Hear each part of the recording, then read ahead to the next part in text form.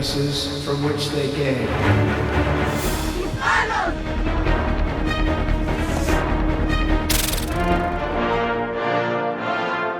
Desde que asumió el pasado 20 de enero, el presidente estadounidense Donald Trump firmó un número récord de órdenes ejecutivas equivalentes a decretos de cumplimiento inmediato, aunque deban ser ratificadas luego por el Congreso.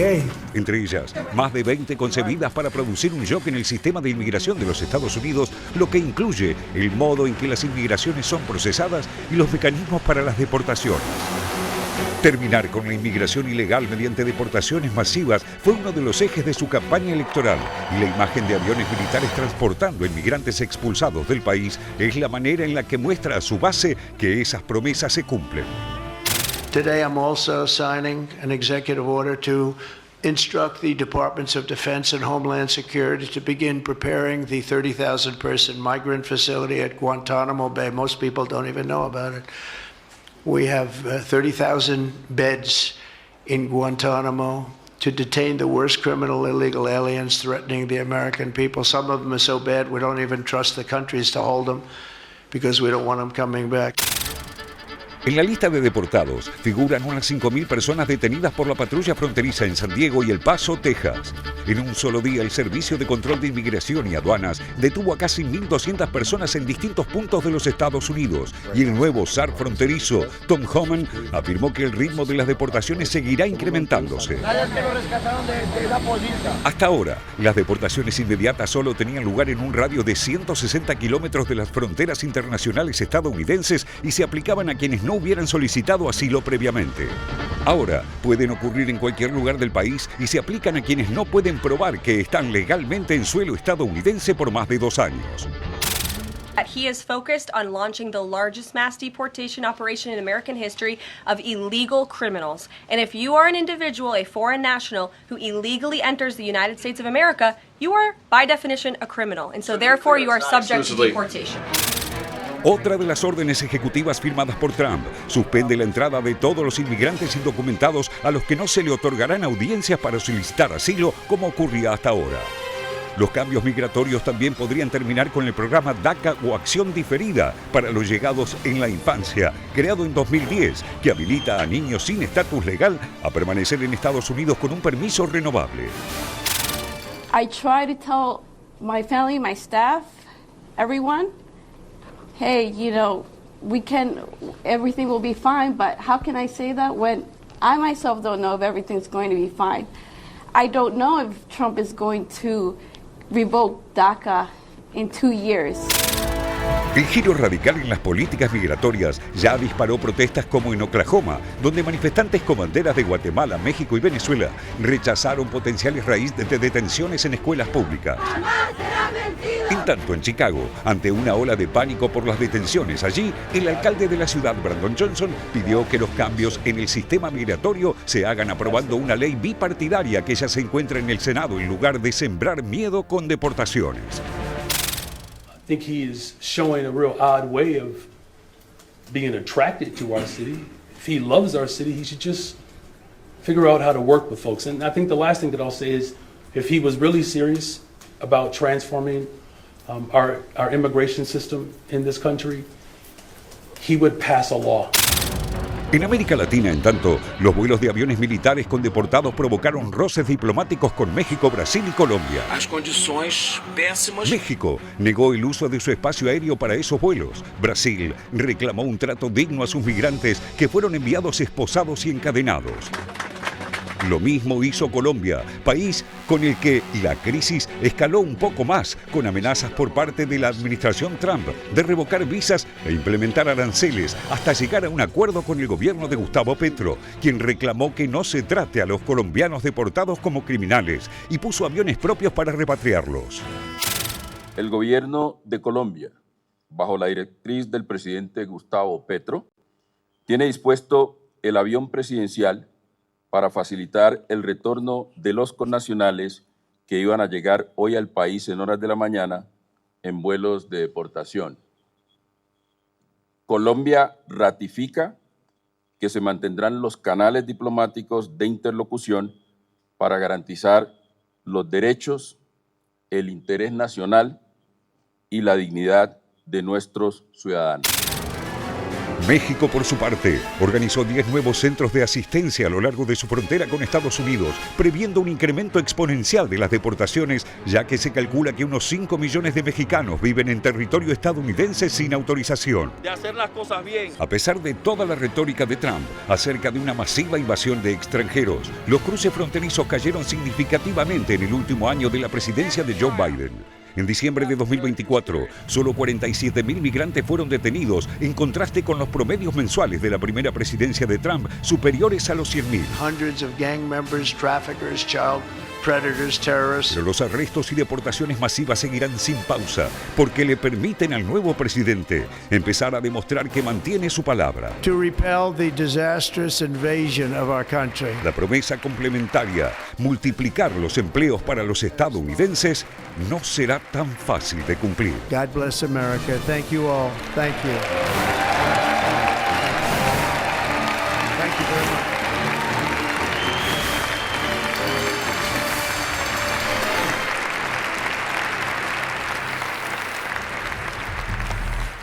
De todas maneras, hay que destacar que por el momento Donald Trump no es el presidente que más ha deportado extranjeros. Veamos, estas son las deportaciones de inmigrantes ilegales por presidente. Bill Clinton, en los dos periodos, entre el 93 y 2001, deportó a 12 millones de personas. George Bush, entre 2001 y 2009, también doble periodo, 10 millones de deportados. Barack Obama, entre 2008 y 2017, en sus dos periodos como presidente, deportó a 5 millones de personas. Donald Trump, en su primer periodo, entre 2017 y 2021, deportó a 1 millón de inmigrantes ilegales. Y Joe Biden, en su mandato que acaba de concluir, 2021-2024, deportó a 1,5 millones de personas.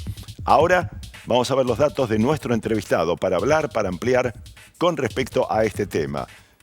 Nuestro entrevistado es Alfred Montero, profesor de Ciencias Políticas de la cátedra Frank Kellogg, doctorado en Política Comparada por la Columbia University. Ha publicado, entre otros libros, Brasil, Cambio de Suerte, Descentralización y Democracia en América Latina como coeditor y también Estados cambiantes en los mercados globales. Además, en cuanto al campo de investigación, es la política comparada y el desarrollo económico. Alfred Montero, para dialogar con nosotros en el Noti Internacional de la Televisión Pública. Alfred, te saludamos y en esta semana que ha pasado, ¿has sentido alguna sorpresa o la política de Donald Trump es exactamente la que esperaban? Bueno, primero, muchas gracias por la invitación. Es siempre un placer hacer estas entrevistas. Pues sí, en muchos sentidos es justo lo que esperamos ver, en el sentido que, bueno, era la campaña de Trump y él suele hacer lo que dice que va a hacer. Correcto, correcto. ¿Qué es lo que se puede esperar de ahora en adelante? Entonces, recién escuchábamos un detallado informe, pero ¿qué es lo que se puede esperar de estos 4 años? Bueno, en el campo de estabas hablando de las deportaciones. Exacto. Depende muchísimo de cómo definimos las deportaciones. Si estamos hablando de gente que ya tienen órdenes de deportación, entonces eso va a ser complicado, pero eso es la prioridad del gobierno. Quieren identificar quién son esa gente, ya saben más o menos dónde están. Hay unos que están en la cárcel porque han cometido crímenes, tienen que llegar al final de su condena y entonces son deportados. Hay otros 3.7 millones de casos de deportación donde los casos todavía están pendientes.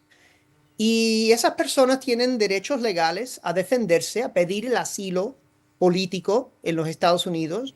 Por lo menos 30%, 40% de esos casos van con un abogado. Entonces, esas son personas que no pueden ser deportados, por lo menos no inmediatamente. Luego, los casos, vamos a decir, los más fáciles son los recién llegados a la frontera, principalmente la frontera con México, que pueden ser deportados por lo que se llama la vía rápida, Es una vía que realmente lo usó Biden más que Trump. Por eso los números de Biden son mejores que los números de Trump. Pero luego hay otras complicaciones. ¿De dónde vienen los inmigrantes? Hay venezolanos, hay casi 350,000 venezolanos en los Estados Unidos sin documentos.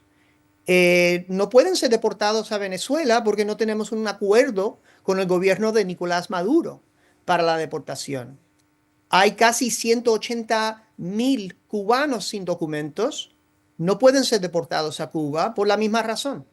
O sea, hay países en que tenemos un acuerdo, Colombia, México, los países del Triángulo del Norte de América Central, El Salvador, Honduras, Guatemala, sí. Y otros que es muy difícil. O sea que si puedes encontrar estos casos, puedes encontrar a esta gente, ¿qué haces con ellos si no puedes deportarlos Claro. a sus países de origen? ¿Y qué es lo que se hace en esos casos cuando no hay acuerdo como Cuba y Venezuela, concretamente en la práctica? Yo temo que esos son los casos que van a llegar a Guantánamo. Ah, correcto. Es cierto que se está preparando Sí, como para llevar a tristemente. Guantánamo a miles de personas. Tristemente, tristemente. Y Guantánamo, se recuerda que en los años 90 Guantánamo lo usamos, esa base la usamos para detener haitianos y cubanos durante una crisis migratoria en mediados de los años 90. Entonces quieren utilizar esa misma parte de la base. Como dijo el presidente, tenemos 30,000 camas para estos que pueden ser eventualmente deportados a su país.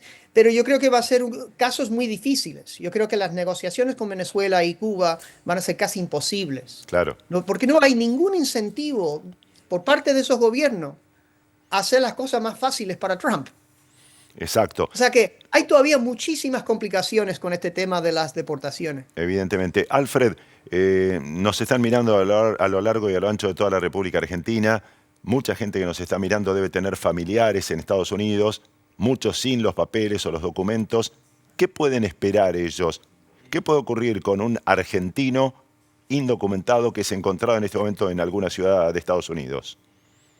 Claro, miedo principalmente. Todas las comunidades de personas sin documentos en este país ahora están viviendo una época muy difícil, de mucho miedo, porque no saben si van a ser detenidos en la calle, en el trabajo, o qué va a pasar con sus hijos en la escuela, ¿no? Sus seres queridos. Yo temo que este miedo, esta cultura de miedo va a seguir estos 4 años. No sé a qué va a llegar eso. La probabilidad, porque tenemos entre 11 o 14 millones de personas sin documentos en este país. Hay gente en este país sin documentos que han estado aquí 30 años, 35 años. Yo conozco varios aquí, en el pueblo donde estoy. Es sumamente difícil encontrar gente que por otras razones no están en la cárcel, no están en la prisión, no tienen órdenes de deportación contra ellos. Buscar gente que no aparece en el radar, ¿no? En ese sentido. Vamos a recordar también que la agencia principal, la agencia puntera, que es la más importante para buscar a la gente sin documentos, lo que se llama el ICE, el ICE. El ICE apenas tiene 25,000 agentes para los 50 estados y 57 países.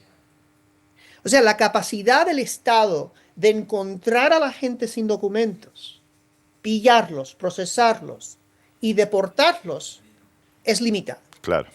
Entonces, si eres un argentino sin documentos, Sí. la probabilidad es muy baja Ajá. que va a ser deportado a Argentina. Bueno, Ahora, puedes tener mala suerte. Es un dato importante, Alfred, el que nos das. Por un momento te cambio de tema por algo que va a dar muchísimo que hablar seguramente en las próximas jornadas. ¿Es inminente un anuncio de aranceles por parte de Donald Trump para México, para Canadá? Con Donald Trump nunca sabes si es una amenaza o es un plan. A veces hace lo que dice y a veces es parte de una estrategia. Lo veo muy difícil en el caso de México, porque México muy recientemente pasó a China como socio comercial de los con los Estados Unidos.